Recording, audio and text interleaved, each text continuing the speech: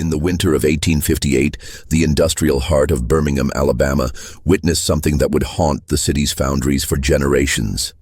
A slave named Brutus Caldwell took a 20-pound sledgehammer and brought it down with such crushing force that his master's skull split like a watermelon dropped from a church steeple.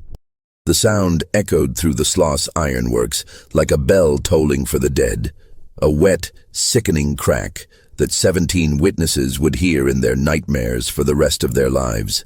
What the authorities discovered in the aftermath wasn't just murder. It was evidence of a conspiracy so twisted and far-reaching that the city's most powerful men spent decades burying the truth beneath tons of molten iron and industrial smoke. The real horror wasn't the killing itself, but what drove a man who had never shown an ounce of violence in 13 years of slavery to commit an act so savage that witnesses claimed they could hear the bones cracking from 50 yards away over the roar of the furnaces. The blood pooled so quickly that it began to steam and hiss where it touched the superheated metal of the foundry floor, creating a sound like serpents dying in fire. Before we continue with the story of Brutus Caldwell and the dark secrets of Birmingham's Iron Empire, I need you to do something for me. Hit that subscribe button and ring the notification bell, because stories like this one don't just disappear into history by accident. They're buried intentionally, covered up by men with power and money who understood that some truths are too dangerous to survive. And I want you to tell me in the comments, what state or city are you listening from? Because what happened in Birmingham could have happened anywhere in America, where men traded in human flesh and molten metal, where progress was built on the backs of the expendable. The truth about Brutus Caldwell's story begins not with violence, but with the rise of Birmingham itself, a city that didn't exist until 1871, but whose foundations were laid in blood and iron decades before its official founding. In 1858, the area was still just a collection of mining camps and ironworks scattered across the mineral-rich valleys of Jefferson County, Alabama. The Cherokee had once called these hills home, their ancient burial grounds dotting the landscape like forgotten prayers. But by the 1850s, white settlers had discovered something far more valuable than farmland: the perfect combination of iron ore, coal, and limestone that would eventually make Birmingham the Pittsburgh of the South. The geography itself seemed designed for industry. Iron ore lay so close to the surface that miners could practically scratch it out with their fingernails, while vast coal deposits provided the fuel needed to fire the furnaces that would transform raw materials into the skeleton of industrial America. Limestone, essential for the smelting process, could be quarried from hillsides that rose like ancient cathedrals around the valley floor. It was a geological lottery ticket that would make fortunes for some and create hell on earth for others. At the center of this emerging industrial empire was Cornelius Sloss, a man whose ambitions were as vast as his cruelty and whose vision extended far beyond the cotton fields that had made Alabama's first generation of planters wealthy.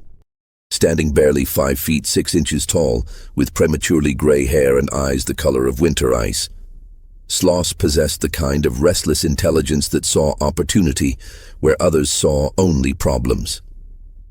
Unlike the plantation owners of the Cotton Belt, who were content to extract wealth from the soil through traditional agriculture, Sloss understood that the future of Southern prosperity lay not in crops that could be destroyed by weather or insects, but in the hellish furnaces that could transform raw ore into the iron that built America's railroads, bridges, and cities. Sloss had arrived in Alabama in 1847 from Pennsylvania, carrying letters of introduction from northern industrialists and a head full of ideas about how to adapt Yankee manufacturing techniques to southern labor conditions. What he found was a region rich in raw materials, but poor in industrial expertise, populated by planters who viewed manufacturing as somehow beneath their aristocratic pretensions. While other men saw obstacles, Sloss saw the perfect opportunity to build an industrial empire using the one resource that Alabama possessed in abundance: enslaved human beings who could be worked to death without legal consequences. His foundries operated around the clock, fed by a steady stream of enslaved workers whose bodies were considered as expendable as the coal they shoveled into the flames. The Sloss Iron Works, established in 1855, quickly became the largest industrial operation in Jefferson County, employing over 300 slaves in conditions that made plantation fieldwork seem like a garden party. The furnaces burned at temperatures that regularly exceeded 2,000 degrees Fahrenheit, turning the foundry floor into a landscape that resembled the biblical descriptions of hell. Workers labored 16-hour shifts in air so thick with smoke and metal dust that breathing became an act of will, their lungs slowly filling with the residue of industrial progress. The mortality rate among Sloss's iron workers was 3 times higher than that of field slaves. But Cornelius Sloss considered this an acceptable cost of doing business. After all, he could always buy more slaves from the failing tobacco and cotton plantations of Virginia and the Carolinas. But iron ore deposits were finite and precious. His business model was brutally simple. Work slaves until they died, then replace them with fresh bodies purchased at the lowest possible price. It was an equation that reduced human beings to units of production, calculated down to the penny per pound of iron produced. Brutus Caldwell arrived at the Sloss Iron Works in the spring of 1855, purchased from the estate of a failing tobacco plantation near Richmond, Virginia, for the considerable sum of $1,200. A price that reflected both his imposing physical strength and his reputation as a reliable worker who had never given his previous owners a moment's trouble. The plantation owner who sold him, a dissolute gambler named Harrison Kendall, had described Brutus as the finest piece of property I ever owned, strong as an ox, smart enough to follow complex instructions, but not smart enough to cause trouble. At 28 years old, Brutus stood 6 feet 3 inches tall in an era when most men barely reached 5.5 feet. His shoulders were broad as an ox yoke, developed through years of swinging axes and hauling timber, and his hands could grip a sledgehammer handle with the same ease another man might hold a dinner fork. His skin was the color of burnished copper, marked with the scars that came from 2 decades of hard labor. Old whip marks across his back, burn scars on his forearms from working too close to fires, calluses on his palms, thick as leather. But it was his eyes that people remembered most. Dark, intelligent eyes that seemed to catalog every injustice, every cruelty, storing them away like a careful accountant keeping books on a debt that would eventually come due. Unlike many slaves who had learned to make themselves invisible to their owners, Brutus possessed a quiet dignity that commanded attention even from white men. He spoke only when spoken to, but when he did speak, his voice was deep and measured, with the cadence of someone who chose his words carefully and meant exactly what he said. The work at Sloss Iron Works was brutal beyond imagination, designed to extract maximum productivity from human bodies with no regard for their long-term survival.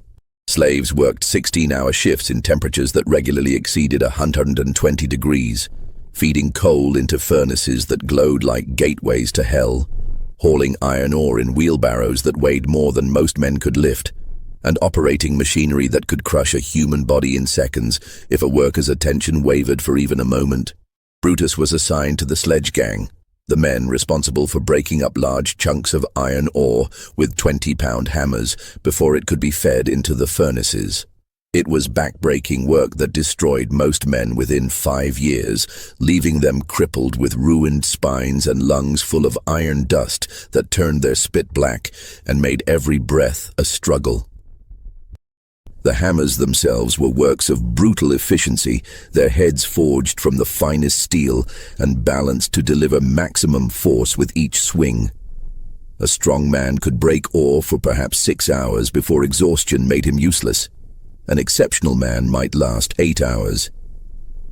Brutus Caldwell routinely worked 10-hour shifts without showing signs of fatigue, his hammer falling with mechanical precision that other workers came to depend on. The rhythm of his work became the heartbeat of the foundry, the steady ring of metal on stone that meant all was well in their corner of this industrial hell. Other slaves would time their own work to the sound of Brutus's hammer, using it as a metronome that helped them maintain their pace through the endless hours of labor. Boom, crack, boom, crack, boom, crack. The sound echoed through the foundry like a funeral drum, marking time until death or freedom came to claim them. What none of them knew was that every swing of that hammer was practice for something else entirely, because Brutus Caldwell was planning something that would shake the foundations of Birmingham's iron empire, and his 20-pound sledgehammer would be the instrument of his terrible justice. The first sign that something was fundamentally wrong came not from Brutus himself, but from the other slaves at Sloss Iron Works, who began to notice subtle changes in their usually predictable fellow worker during the weeks leading up to December 15, 1858.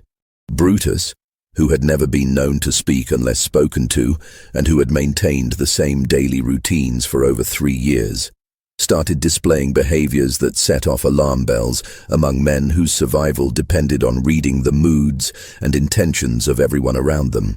It began with questions, strange, probing questions about work schedules that Brutus had never shown any interest in before. He wanted to know which overseers would be where at what times, which areas of the foundry were visited least frequently by white supervisors, and which escape routes existed from different parts of the facility. These weren't casual inquiries, but systematic intelligence gathering conducted with the methodical precision of a military scout preparing for battle. More disturbing were the visitors Brutus had been receiving. In the slave quarters, privacy was a luxury that didn't exist. Every conversation could be overheard, every movement could be observed, every relationship could be monitored by informants looking to curry favor with their masters. But somehow, Brutus had managed to arrange clandestine meetings with people that other slaves glimpsed only as shadows moving in the pre-dawn darkness, figures who approached through the woods surrounding the foundry and communicated through signals that none of the other workers could interpret. These mysterious figures left behind things that shouldn't have been in a slave's possession. Sheets of paper covered with writing that Brutus would study by candlelight before burning to ash. Small packages wrapped in oiled cloth that clinked softly when moved, and once a leather pouch that contained what sounded like coins when it shifted in his hands. The presence of these items suggested connections to the outside world that went far beyond what a typical slave could maintain, relationships that implied resources and planning on a scale that frightened the other workers. Samuel Hutchins, a fellow slave who worked at the station next to Brutus, later testified that he had seen his friend writing in a small notebook using a pencil stub that had been sharpened down to almost nothing. When Samuel asked about it, Brutus had simply said, "A man needs to keep track of things. You never know when records might come in handy." The notebook disappeared during the investigation following the murder, but Samuel remembered that it was filled with columns of numbers and names written in handwriting so small it looked like ant tracks across the pages. December 15, 1858, dawned cold and grey over the Sloss foundries, with a winter storm blowing in from the north that coated everything in a thin layer of ice and made the already treacherous working conditions even more dangerous. The temperature had dropped 20 degrees overnight, and the contrast between the freezing air outside and the superheated environment inside the foundry created an atmosphere that was both literally and figuratively explosive. Ice formed on the windows and walls wherever the building's heat couldn't penetrate, while the furnaces roared at full capacity to meet a rush order for railroad iron that Cornelius Sloss had promised to deliver before Christmas. It was the kind of pressure cooker atmosphere that had led to accidents in the past. Men slipping on icy walkways and falling into molten metal, or collapsing from exhaustion and being trampled by their fellow workers who couldn't stop the relentless pace of production even to help a fallen comrade. The combination of extreme temperatures, hazardous working conditions, and impossible deadlines created a situation where human life became even more expendable than usual. At 3:17 in the afternoon, Cornelius Sloss made his daily inspection tour of the foundry floor. A ritual he never missed because it served multiple purposes. It allowed him to monitor productivity and identify potential problems. But more importantly, it was a daily demonstration of his absolute authority over every aspect of the operation. Sloss dressed for these tours like a general reviewing his troops, wearing expensive clothes that cost more than most free workers made in a month. Silk shirts imported from France, wool trousers tailored in New Orleans, and boots made from leather so fine they gleamed even in the dim, smoky light of the ironworks. His appearance on the foundry floor always created a ripple of tension among the workers, who understood that their master's visits often resulted in punishment for someone. Sloss had a talent for finding fault with the most diligent workers, and a memory for grudges that stretched back years. He carried a walking stick made from polished hickory, not because he needed assistance walking, but because it served as both a symbol of authority and a weapon that he used to strike workers who displeased him. On this particular afternoon, Sloss was accompanied by two men who didn't belong in an iron foundry. Well-dressed visitors wearing clean clothes and carrying leather portfolios that suggested they were there on business rather than inspection. The workers who noticed them whispered among themselves, wondering if these strangers were potential buyers, government inspectors, or something else entirely. Their presence added an additional layer of tension to an already volatile situation. What happened next was witnessed by 17 different people, but their accounts varied so dramatically that investigators would spend months trying to piece together a coherent version of events. What everyone agreed on was this. Cornelius Sloss was standing near the number 3 furnace, berating a slave named Samuel for working too slowly, when Brutus Caldwell approached from his usual position at the ore-breaking station. According to witness testimony, Brutus had been working steadily all day, his hammer falling in the same mechanical rhythm that had become the soundtrack of the foundry. But at approximately 3:15, he simply set down the chunk of iron ore he had been pulverizing, picked up his 20-pound sledgehammer, and walked with calm, deliberate steps toward his master. His movements were so purposeful and controlled that several witnesses later said they knew something terrible was about to happen, but they were frozen by disbelief and unable to intervene. "Mr. Sloss," Brutus said, his voice carrying clearly over the roar of the furnaces and the clang of metal on metal. His tone was respectful, almost deferential, giving no hint of the violence that was about to follow. "I got something for you, sir." Cornelius Sloss turned around, and that's when witnesses noticed something they had never seen before. Genuine fear in their master's eyes. Not the momentary startle of someone surprised by an unexpected voice, but the deep, primal terror of a man who recognized death walking toward him. Sloss's face went pale, his walking stick trembling in his hand, and for a moment he seemed unable to speak or move. "What do you want?" Sloss finally managed to demand, but his voice cracked like a boy going through puberty, betraying the fear he was trying to hide behind bluster and authority.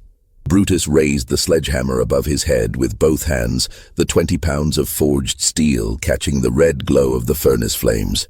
For a moment, suspended in that hellish light, the hammer looked like a piece of the devil's own fire, and Brutus himself appeared to grow larger, more imposing, as if he were channeling the power of every slave who had ever dreamed of striking back at his oppressor. "Justice," Brutus said, and brought the hammer down. The sound that followed was unlike anything the witnesses had ever heard. A wet, explosive crack that seemed to come from deep inside Cornelius Sloss's skull, followed by the dull thud of his body hitting the foundry floor. But Brutus wasn't finished. He raised the hammer again and brought it down a second time, then a third, then a fourth, each blow accompanied by sounds that would haunt the witnesses for the rest of their lives. The crunch of bone, the splash of blood and brain matter, the sizzle of human tissue hitting superheated metal. When it was over, there was nothing left of Cornelius Sloss's head but a spreading pool of blood and grey matter that hissed and steamed where it touched the hot iron of the foundry floor. The smell of cooking flesh mixed with the usual odors of coal smoke and metal dust, creating a stench that made several witnesses vomit where they stood. Brutus simply set the bloody hammer aside, looked around at the circle of horrified faces watching him, and said in the same calm, measured tone he had always used when addressing white men, "Somebody better send for the sheriff. I'll be waiting right here." The immediate aftermath of Cornelius Sloss's brutal murder sent shockwaves through Alabama's planter elite that reached all the way to the governor's mansion in Montgomery and beyond, into the highest circles of Southern society, where the implications of a slave successfully killing his master threatened the very foundation upon which their world was built. This wasn't just another case of slave rebellion. Those were common enough and usually dealt with through swift, public executions designed to terrorize other slaves into submission. This was different, more calculated, more terrifying in its implications for the stability of the entire system. Within 2 hours of the killing, Jefferson County Sheriff Thomas Whitfield arrived at the Sloss Ironworks with a heavily armed posse of 12 men, expecting to find chaos and possibly more bodies strewn across the foundry floor. Instead, they found something far more unsettling: perfect order. The foundry was still operating at full capacity, slaves working their stations as if nothing had happened, while the blood on the floor near furnace number 3 was the only visible evidence that a man had been murdered less than 3 hours earlier. Brutus Caldwell sat calmly on a wooden crate near the spot where he had killed his master, his massive hands folded in his lap like a man waiting for Sunday service to begin. He had cleaned the blood from his skin and clothes using rags from the foundry, and his expression was serene, almost peaceful, as if committing murder had lifted some terrible burden from his shoulders. When Sheriff Whitfield's men approached with shackles and drawn weapons, Brutus offered no resistance, submitting to arrest with the same quiet dignity he had shown throughout his years of enslavement. "I killed Cornelius Sloss," Brutus said when Sheriff Whitfield asked for his version of events. "I did it deliberately, and I'd do it again if I had to. I got no regrets about what I'd done." But when the sheriff asked him why he had committed murder, Brutus's answer sent a chill through everyone present, suggesting depths to the crime that no one had suspected. "Ask his ledgers, Sheriff. Ask what he wrote in his private books. Ask what he did to the ones who came before me. Ask why 43 people went away from here and never came back." The other slaves had returned to work as if nothing had happened, their faces blank masks that revealed nothing of their thoughts or feelings. When questioned individually, they claimed to know nothing about any ledgers or private books, nothing about missing people, nothing about the systematic patterns that Brutus seemed to be referencing. They had seen the killing, yes, but they couldn't explain it. Brutus had always been quiet, respectful, hard-working, a model slave who had never caused trouble for anyone. The violence had come from nowhere, like a summer thunderstorm that strikes without warning and then moves on, leaving destruction in its wake. Sheriff Whitfield wasn't buying their act of ignorance. In his 15 years of law enforcement in Jefferson County, he had dealt with dozens of slave uprisings, and they all followed the same predictable pattern: spontaneous explosions of rage triggered by some immediate provocation, like a brutal whipping or the sale of family members. The rebellions were always emotional, chaotic, and short-lived, usually ending with multiple deaths and the complete breakdown of discipline in the affected area. But Brutus Caldwell showed none of the signs of a man driven to momentary madness by unbearable circumstances. His clothes were neat and clean. His voice was steady and controlled. His demeanor was that of someone who had carefully considered his actions and their consequences long before picking up that sledgehammer. This wasn't the behavior of a man who had snapped under pressure. It was the behavior of someone executing a carefully planned operation. The investigation that followed would expose secrets that Alabama's power brokers would spend decades trying to bury beneath layers of legal maneuvering and bureaucratic cover-ups. When Sheriff Whitfield and his deputies searched Cornelius Sloss's private office in the foundry's administrative building, they found exactly what Brutus had told them to look for: a collection of ledgers, correspondence, and financial documents that painted a picture of systematic depravity that shocked even men who were accustomed to the casual cruelties that slavery made legal. The ledgers were works of meticulous record-keeping that reduced human beings to units of measurement and cost analysis. Sloss had been conducting experiments on his slaves, treating them not as valuable property to be maintained and protected, but as laboratory specimens in a twisted quest to maximize productivity while minimizing operating costs. The books contain detailed records of how long different slaves could work without food before their strength failed, how much weight they could lose before becoming unable to perform their duties, how many hours of sleep they required to maintain peak performance levels. There were charts tracking the effects of different punishments on work output, comparing the productivity gains from various forms of physical and psychological torture. Notes detailed which slave families could be most effectively controlled through threats to their children, which individuals responded better to rewards versus punishments, and which ones could be pushed to the point of death without significantly impacting overall production. It was industrial management applied to human misery, with slaves reduced to variables in equations designed to extract maximum profit from their suffering. But the most damning discovery was a series of correspondence with Dr. Josiah Knott, a mobile physician who was conducting research into what he called racial medicine, pseudo-scientific studies designed to prove the biological inferiority of African Americans and justify their continued enslavement. The letters, written in Sloss's own hand and signed with his personal seal, revealed that he had been providing Dr. Knott with slave subjects for medical experiments, shipping them to Mobile in specially modified railroad cars, and receiving substantial payments for each specimen delivered alive and in suitable condition for research purposes. The correspondence detailed a business relationship that had been operating for over 3 years, with Sloss serving as Dr. Knott's primary supplier of human subjects for experiments that ranged from surgical procedures performed without anesthesia to deliberate infections designed to study disease progression in different racial populations. The letters discussed the subjects as if they were laboratory animals, with clinical descriptions of their physical characteristics, health conditions, and suitability for specific types of research. Dr. Knott's payments were substantial, up to $500 per subject, depending on their physical condition and the type of experiments planned for them.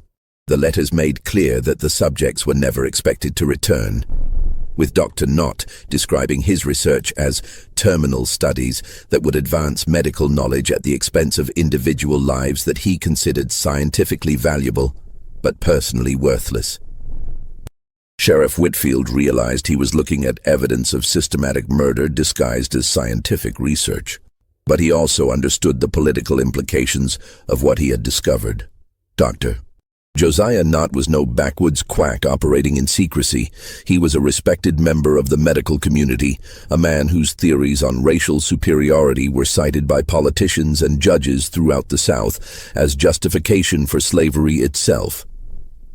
His research was funded by medical schools and scientific societies, and his findings were published in prestigious journals that shaped public policy and legal precedent.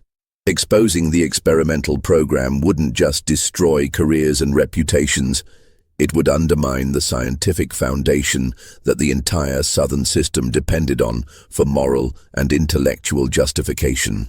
If Dr.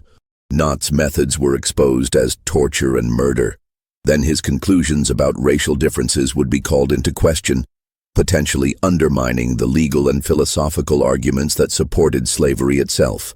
The sheriff made a decision that would haunt him for the rest of his life and change the course of the investigation in ways that protected the guilty while condemning the innocent.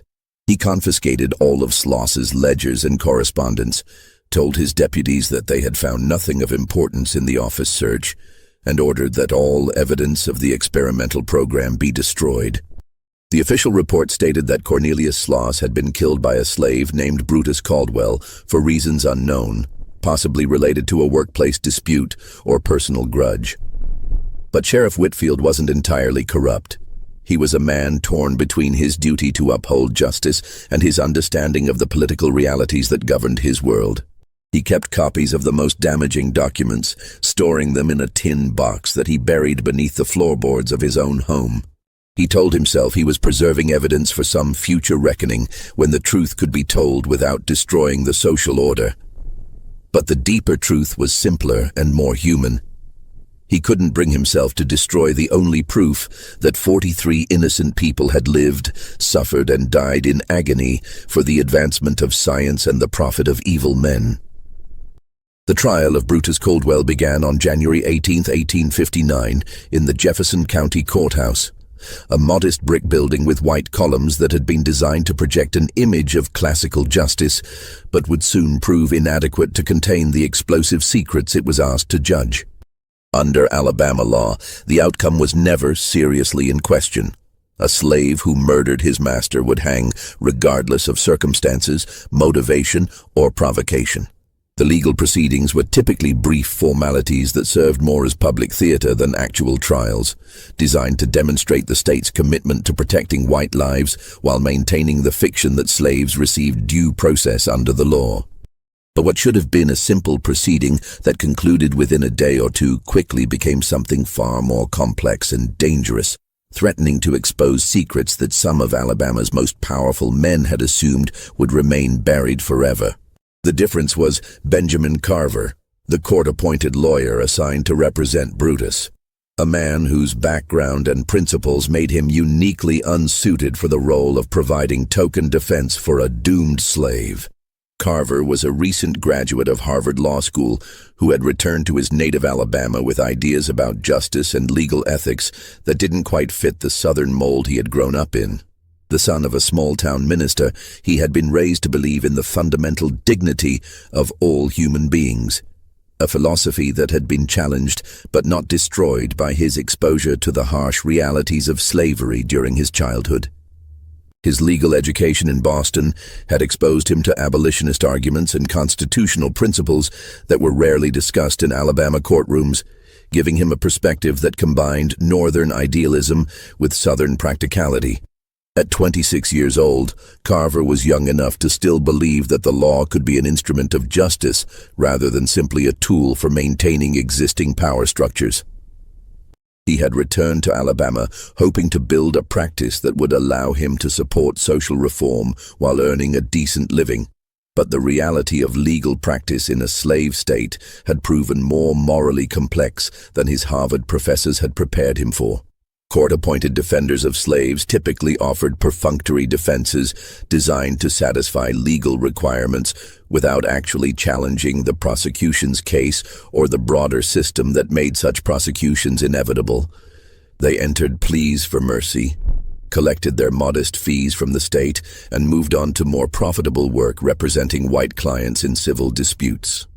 The expectation was that Benjamin Carver would follow this established pattern, providing just enough legal representation to satisfy procedural requirements while ensuring that justice, as Alabama defined it, was served.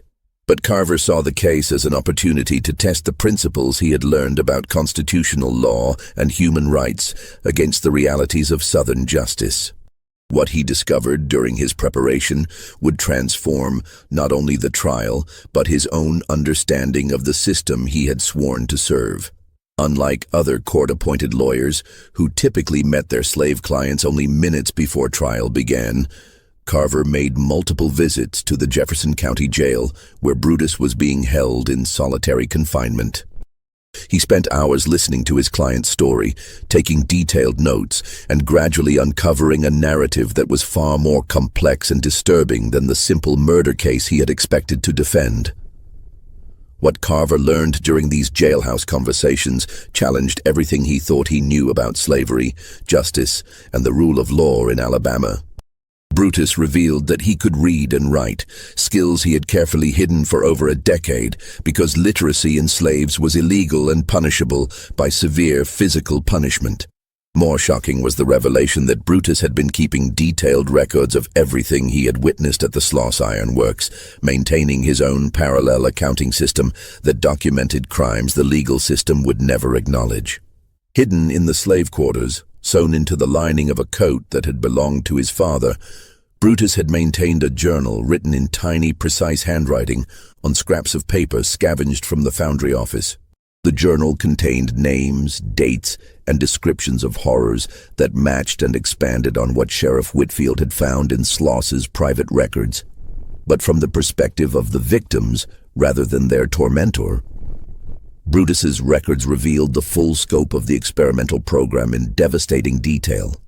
He had witnessed slaves being selected for shipment to Mobile, watched them being loaded into modified railroad cars that had been fitted with medical equipment and restraints, observed as they were drugged and prepared for transport like livestock being shipped to slaughter.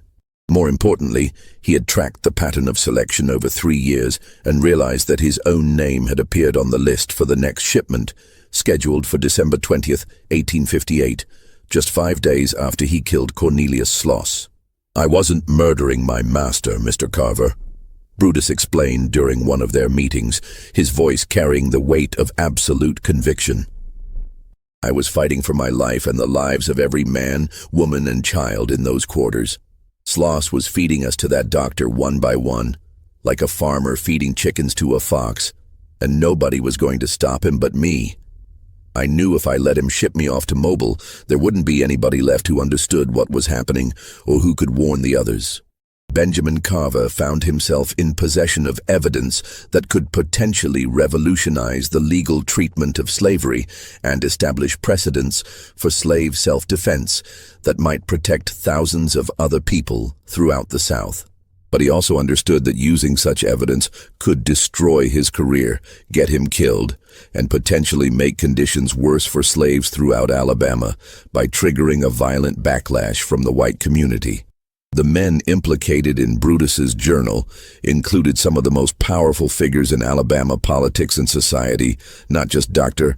Knott and his medical colleagues, but railroad executives who had provided transportation for human cargo, government officials who had signed shipping permits without asking questions, and judges who had provided legal cover for the entire operation by ruling that medical experiments on slaves fell within the normal rights of property ownership. The solution Carver devised was as brilliant as it was dangerous, a legal strategy that would force the conspirators to expose themselves while maintaining plausible deniability about his own knowledge of their crimes. Rather than directly accusing respected members of the community of murder and torture, he would subpoena them as character witnesses for Cornelius Sloss, then systematically destroy their credibility through careful questioning about their professional relationships and business dealings. His plan was to use Dr. Knott's own arrogance against him, knowing that the doctor would be unable to resist the opportunity to describe his groundbreaking research in front of a courtroom audience. By allowing Dr. Knott to hang himself with his own words, Carver could expose the experimental program without appearing to make unsubstantiated accusations against respectable citizens.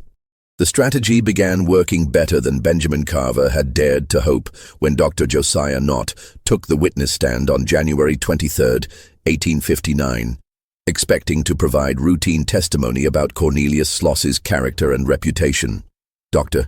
Knott was a man accustomed to deference and respect, someone whose medical credentials and scientific publications had earned him a position of authority that he rarely saw questioned, particularly in Southern courtrooms where his theories about racial inferiority were accepted as established fact. Tall and distinguished-looking, with silver hair and the kind of bearing that commanded attention in any room, Dr. Knott approached his testimony with the confidence of someone who believed his reputation made him unassailable. He wore his finest clothes, a black wool suit that had been tailored in New Orleans, a silk vest with a gold watch chain, and boots polished to mirror brightness. His expectation was that he would spend a few minutes praising Cornelius Sloss's contributions to Alabama's industrial development, then return to Mobile with his reputation enhanced by having helped ensure that justice was served. Under direct examination by the prosecutor, Dr. Knott painted a picture of Cornelius Sloss as a progressive businessman who had contributed significantly to Alabama's economic development while maintaining the highest standards of slave management. He described Sloss as a man who understood the value of healthy, well-treated slave labor and who had consulted with medical professionals to ensure that his workers received appropriate care. But when Benjamin Carver rose for cross-examination, the tone of the proceedings changed dramatically. Instead of accepting Dr. Knott's characterizations at face value, Carver began asking detailed questions about the specific nature of the medical consultations he had provided to Sloss, the types of treatments he had recommended, and the outcomes of various interventions. "Dr. Knott," Carver began, his voice carrying a deceptively casual tone that masked the deadly precision of his questions. "You've described Mr. Sloss as someone who consulted with you about the medical care of his slaves. Can you tell the court more specifically about the nature of these consultations?" Dr. Knott, unaware of how much Carver actually knew, began describing his research program in clinical detail, apparently believing that his scientific credentials would protect him from criticism. He explained how he had developed new techniques for studying human anatomy and physiology, how he had advanced medical knowledge through direct observation and experimentation, and how his work had contributed to a better understanding of racial differences that could inform social policy throughout the South. "My research with Mr. Sloss involved the scientific study of Negro physiology," Dr. Knott said, using the clinical tone he employed in medical lectures. "We were investigating questions of pain tolerance, recovery rates from various procedures, and the effects of different working conditions on physical performance. It was groundbreaking work that has already contributed to several published papers in respected medical journals." Carver allowed the doctor to continue describing his research methods, asking seemingly innocent follow-up questions that encouraged Dr. Knott to provide ever more damaging details. With each answer, the doctor revealed more of the horrific scope of his experiments, apparently believing that the technical language he used would obscure the reality of what he was describing. "Can you tell the court more about these procedures you mentioned?" Carver asked. "What specific techniques did you develop?" Dr. Knott, trapped by his own vanity, began describing surgical procedures performed without anesthesia, deliberate infections introduced to study disease progression, and amputations designed to test theories about racial differences in pain tolerance. The courtroom sat in stunned silence as the full magnitude of the atrocities was revealed through the doctor's own testimony. "I developed pioneering techniques for amputation without anesthesia," Dr. Knott said proudly. "My research proved that the Negro Constitution responds differently to pain than the white Constitution. I was able to perform procedures that would have been impossible with white subjects." When Carver asked about the source of his experimental subjects, Dr. Knott's answer sealed his fate. Mr. Sloss provided specimens of exceptional quality. His iron workers were already conditioned to physical stress, making them ideal for endurance testing. I compensated him fairly for each specimen, and he guaranteed delivery in prime condition. The word specimen echoed through the courtroom like a gunshot. Even in a society that accepted slavery, there were limits to what people could stomach, and Dr. Knott had crossed those limits with clinical precision. But the revelation of Dr. Knott's experiments should have ended the trial in Brutus's favor, yet the forces arrayed against him were too powerful to be defeated by mere evidence of atrocity. Within hours of the testimony, Benjamin Carver received visitors who represented interests extending far beyond Jefferson County. Judge Samuel Crawford called an unexpected recess and summoned both attorneys to his chambers. When Carver arrived, he found not only the prosecutor, but also two men in expensive suits, who identified themselves as representatives of the Montgomery Railroad Company and the Alabama Medical Society. "Son," Judge Crawford said, his voice carrying absolute authority, "you've made your point. You've shown provocation. But if you continue, you'll destroy institutions this state depends on." Dr. Knott's research serves a larger purpose. The railroad connections involve contracts affecting Alabama's economic future. The message was clear. Brutus would hang regardless of evidence, and continuing the defense would only destroy more lives without saving the one that mattered most. Just when we thought we'd seen it all, the horror in Birmingham intensifies. If this story is giving you chills, share this video with a friend who loves dark mysteries. Hit that like button to support our content, and don't forget to subscribe to never miss stories like this. Let's discover together What happens next? That night, Carver's office was ransacked. His law books scattered, files rifled, safe cracked open. Most importantly, Brutus's hidden journal, the only physical evidence of the selection list, was gone. But the burglars missed something crucial: transcripts hidden inside Carver's diploma frame, hanging in plain sight. On the morning of January 25th, 1859, Benjamin Carver stood before the jury in the Jefferson County Courthouse and delivered the most important speech of his life. The courtroom was packed beyond capacity, with spectators standing in the aisles and spilling out into the hallway, drawn by rumors that something unprecedented was about to unfold. The air was thick with tension and tobacco smoke, and every eye was fixed on the young lawyer who had already shocked Alabama society by treating a slave's life as worth defending.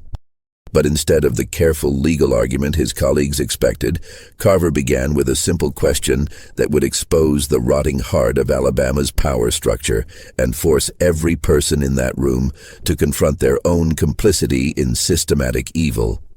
"Gentlemen of the jury," Carver said, his voice carrying clearly to every corner of the packed courtroom, "I want you to imagine that someone you loved, your son, your brother, your father, had been sold to a man who treated human beings like laboratory rats. I want you to imagine that this man had already fed 43 people to a doctor who cut them apart while they were still alive, studying their screams like a scientist studying the songs of birds. And I want you to imagine that your loved one was next on the list, scheduled to be shipped away in 5 days to suffer the same fate. What would you do?" The prosecution's objection came immediately.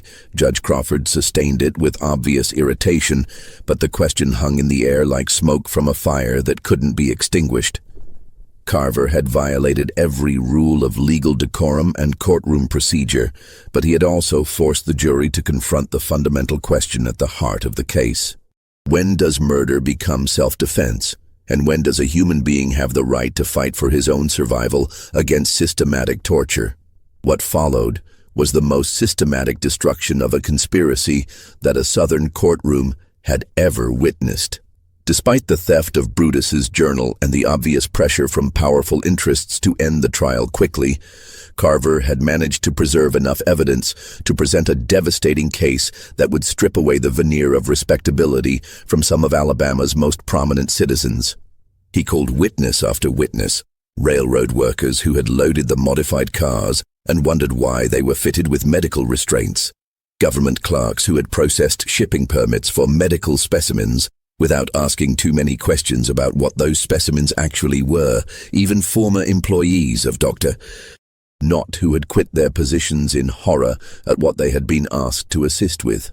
The picture that emerged was of a network of corruption and cruelty that extended from the foundries of Birmingham to the medical schools of Mobile and the government offices of Montgomery.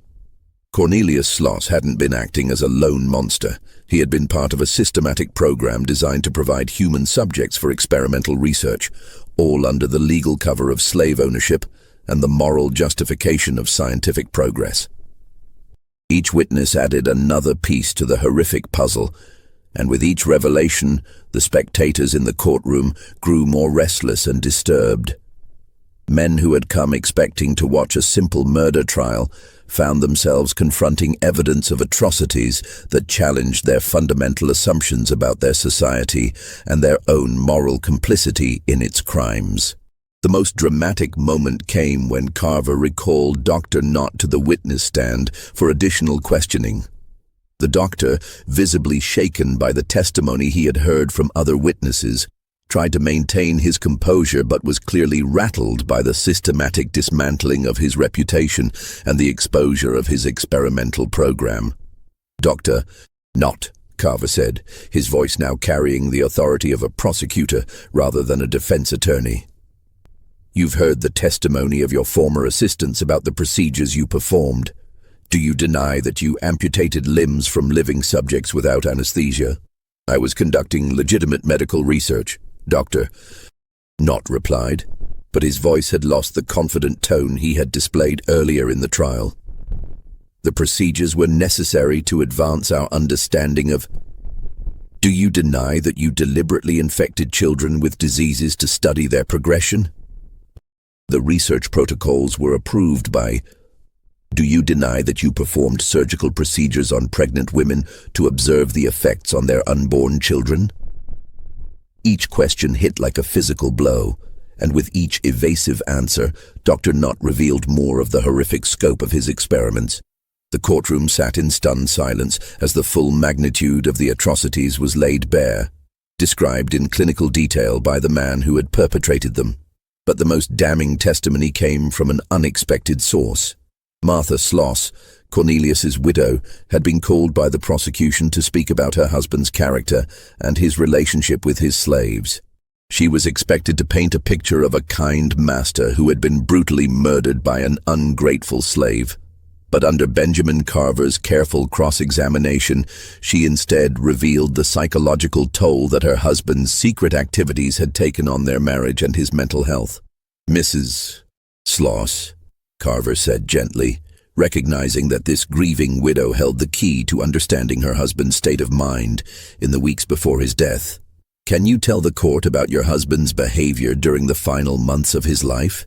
Martha Sloss, a small, pale woman in her 40s who had clearly been devastated by her husband's violent death, struggled to maintain her composure as she answered. "He changed," she said, her voice barely audible above the silence of the packed courtroom. "He started having nightmares, terrible nightmares that would wake him up screaming about sounds, horrible sounds that he said he couldn't get out of his head." "What kind of sounds, Mrs. Sloss?" "He said they were the sounds that people made when they realized what was going to happen to them. He said he could hear them begging, crying, praying, but he couldn't make it stop." Tears were streaming down her face now, and several members of the jury shifted uncomfortably in their seats. "Did your husband express any regrets about his business activities?" "He kept a loaded pistol by the bed because he said he was afraid they would come for him, the ones he had sent away. He barely slept, barely ate. He would sit at his desk for hours, writing letters that he never sent, talking about getting out of some kind of business arrangement before it destroyed us all." It was Martha Sloss who provided the final, crucial piece of the puzzle when she revealed the location of her husband's personal safe, hidden behind a false wall in their home's basement. "He told me about it just a few days before he died," she said. "He said if anything ever happened to him, I should tell the authorities about the safe and what was in it. He said there were things that needed to come to light." Sheriff Whitfield, under direct order from Judge Crawford, retrieved the contents of the safe and brought them to the courthouse in a leather satchel that seemed to weigh more than its physical contents could account for. When the sheriff opened that satchel in open court and spread its contents across the defense table, the final pieces of the conspiracy were exposed for everyone to see. There were financial records that traced payments from Dr. Knott totaling over $20,000 across 3 years, shipping manifests that documented the transportation of medical specimens from Birmingham to Mobile, and correspondence between Sloss and government officials who had provided the paperwork necessary to move human cargo across state lines without interference. But the most damning piece of evidence was a letter written in Cornelius Sloss's own handwriting, dated December 10, 1858, just 5 days before Brutus Caldwell ended his life with a sledgehammer. The letter was addressed to his wife, but apparently never sent. A confession of guilt and an expression of fear that revealed the true state of mind of a man who knew he was living on borrowed time. Judge Crawford ordered the letter read aloud to the court, and as the clerk's voice echoed through the silent courtroom, the full horror of the situation became clear to everyone present. "My dearest Martha," the letter began, "I can no longer continue with the arrangements I have made with Dr. Knott and his associates. The money has been good, better than I ever dreamed possible, but the cost to my soul and my sanity has become unbearable. I know that what we have been doing is wrong, not just morally but in the eyes of God, and I fear that divine justice will soon catch up with all of us. The big one, Brutus, has been watching me with those dark eyes of his, and I swear he knows exactly what I have been doing to his people. There is an intelligence there that frightens me, a patience that suggests he is planning something terrible. I have decided that after we send him to Mobile with the next shipment, I am getting out of this business entirely, before it destroys us all. I pray that God will forgive me for what I have done, and I pray that you will never have to learn the full extent of my sins. The letter was signed and dated, providing undeniable evidence that Cornelius Sloss had planned to send Brutus Caldwell to Dr. Knott for medical experimentation, and that Brutus had somehow become aware of this plan. In that moment, the case transformed from a simple murder trial into something far more complex. A story of a man fighting for his life against systematic torture, using the only weapon available to him. The jury deliberated for less than 2 hours before returning with a verdict that would be remembered as one of the most shocking legal decisions in Alabama history. Not guilty by reason of self-defense. It was a legal precedent that would have been unthinkable just days earlier. But the evidence presented had been so overwhelming, so horrific in its implications, that 12 white men in Alabama had been forced to conclude that a slave had been justified in killing his master to prevent his own torture and murder. The foreman of the jury, a prosperous cotton merchant named William Hayes, later described the deliberation process to a reporter from the Montgomery Advertiser. The question wasn't whether Brutus Caldwell killed his master, Hayes said. The question was whether any man, regardless of his color or station, has the right to defend himself against torture and murder. Once we saw that letter, once we understood what was really happening at that foundry, the decision became clear. If we wouldn't send a white man to the gallows for defending himself against medical torture, how could we in good conscience hang a Negro for the same thing? The verdict sent shockwaves through the packed courtroom and beyond. Spectators who had come expecting to witness a routine execution instead found themselves applauding a legal decision that challenged the very foundations of Southern society. For a brief moment, the humanity of enslaved people had been recognized and protected by the same legal system that typically treated them as property. But the celebration was short-lived. Within 6 hours of the verdict, representatives from the state attorney general's office arrived in Birmingham with new warrants and additional charges designed to ensure that Brutus Caldwell would never taste freedom. The charges included destruction of property, conspiracy against interstate commerce, inciting slave rebellion, and interfering with legitimate business activities, legal technicalities that were dubious at best, but politically necessary to maintain the appearance that the state would not tolerate any precedent encouraging slaves to resist their masters. Governor Andrew Moore himself issued a statement within days of the verdict, declaring that, while the jury's decision reflects the unique and disturbing circumstances revealed during this trial, the state of Alabama cannot permit any legal precedent that might encourage other slaves to take the law into their own hands. The defendant will remain in state custody while we pursue additional charges that reflect the broader implications of his actions. Benjamin Carver, his legal career effectively destroyed by his decision to mount a genuine defense of a slave client, spent the remaining years of his life working for the Underground Railroad. He used his knowledge of Southern law to help escaped slaves navigate the complex web of regulations designed to return them to bondage, and he maintained detailed correspondence with abolitionists throughout the North, providing them with documentation of the experimental program that would eventually be used as evidence in the broader moral case against slavery. The impact of Carver's sacrifice extended far beyond Alabama. Transcripts of Brutus's trial, smuggled north by Underground Railroad operatives, were published in abolitionist newspapers throughout New England, where they caused a sensation that reached the highest levels of government. The detailed testimony about medical experiments on slaves became part of the growing body of evidence that Northern politicians used to argue for federal intervention in Southern affairs, contributing to the political tensions that would eventually explode into civil war. Dr. Josiah Knott fled Alabama within a week of the trial's conclusion, but his flight only confirmed his guilt in the public mind. The medical community, faced with undeniable evidence of his atrocities and the public outrage that followed their exposure, stripped him of his credentials, and banned him from practicing at any reputable institution. He spent his final years as a traveling patent medicine salesman, peddling dubious remedies to rural communities that didn't know his history. He died in 1873. Penniless and forgotten, his theories on racial medicine discredited not by scientific progress, but by the courage of a slave who had refused to submit quietly to torture. The Sloss Iron Works continued operating under new management, but the foundry never fully recovered from the scandal that had exposed its darkest practices. Worker productivity declined as former slaves, now paid employees after the Civil War, refused to work under conditions that reminded them of the experimental program. The company struggled financially for decades, changing hands multiple times before finally closing its doors in 1971 due to foreign competition and changing technology. But the workers who labored there in later decades reported phenomena that suggested the past wasn't entirely buried. Maintenance crews working night shifts consistently heard the sound of a 20-pound hammer striking metal in the steady, rhythmic pattern that had once been Brutus Caldwell's signature.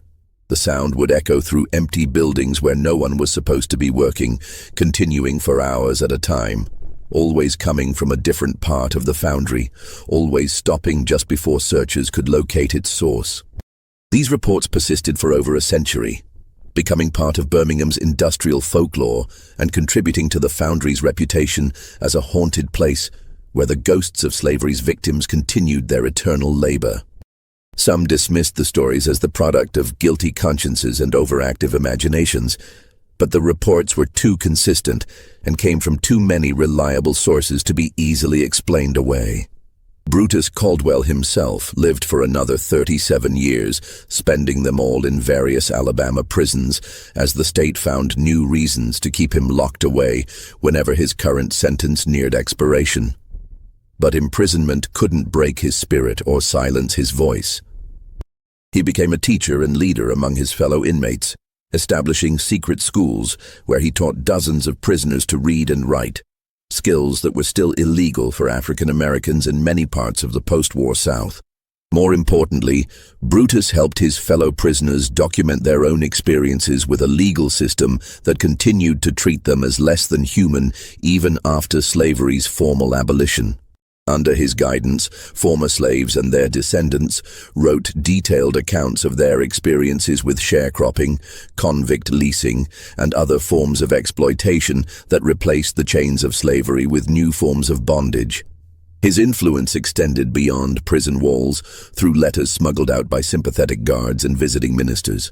These letters, written in the same careful handwriting that had once documented the experimental program, provided guidance and encouragement to African Americans throughout the South who were struggling to navigate the dangerous transition from slavery to a freedom that often existed more in law than in reality.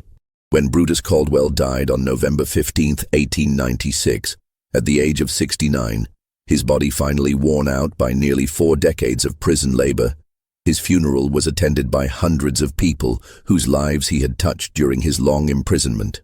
His final words, recorded by the prison chaplain who had become his friend and confidant, were characteristic of the man who had chosen justice over safety.